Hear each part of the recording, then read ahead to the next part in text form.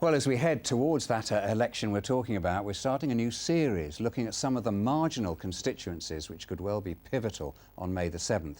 Tonight, Wolverhampton South West, which is a top Labour target nationally as the Conservatives try to defend a tiny majority, fewer than 700 votes. Around 1 in 5 of the local population were born outside the UK, and all parties are encouraging more ethnic minorities to vote, as Ben Godfrey reports. Wolverhampton is a truly multicultural city with more than 90 nationalities calling it home.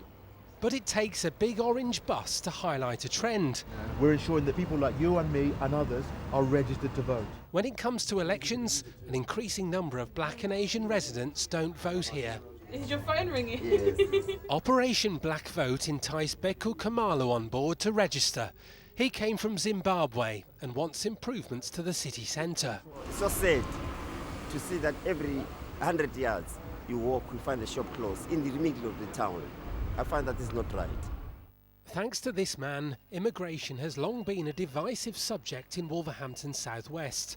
Former MP Enoch Powell's infamous Rivers of Blood speech lives long in the memory. A nation busily engaged in heaping up its own funeral pyre. Enoch Powell's majority in 1950 was 691 votes.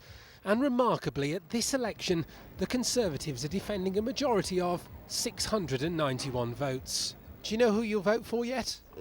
That's my secret. In 5 years, some prosperity has returned to this part of the city, thanks to parties working together. There's been £1 billion of public and private investment, but political squabbles have muddied the image. Take Pizzagate.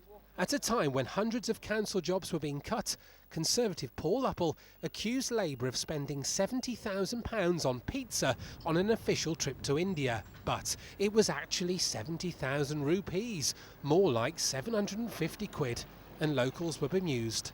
And there's one group of people that like pizza more than the politicians, and they could decide this election. Time to chew the fat then with students at the University of Wolverhampton. There are so many problems with Wolverhampton. Don't get me wrong, I love the place, but there are some massive flaws here.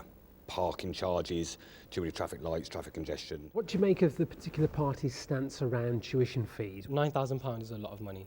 To know that you're going to be in at least over £20,000 worth of debt, it is a big, big issue. So with the local candidates setting out their policies now, how far do you trust them that they'll deliver them? As we get closer and closer, they just sound like they're lying more and more. It's just another vote. Yeah, it sounds really bad, but that's just how I feel. You get David Cameron saying, oh, we're all in this together. But I'm very sorry, we are not all in this together. In a constituency that has 22,000 students within it, if these politicians aren't engaging with one of the highest groups of people within that, then that's an issue. Yeah. I'm a press officer, so I'm not... UKIP, the Green Party and Liberal Democrats intend to field candidates, but an all-out tussle's expected between Conservative Paul Uppell and Labour's Rob Maris, two men who've been leafleting homes like there's no tomorrow. Thanks, bye-bye. It would take a brave person to predict the next majority here.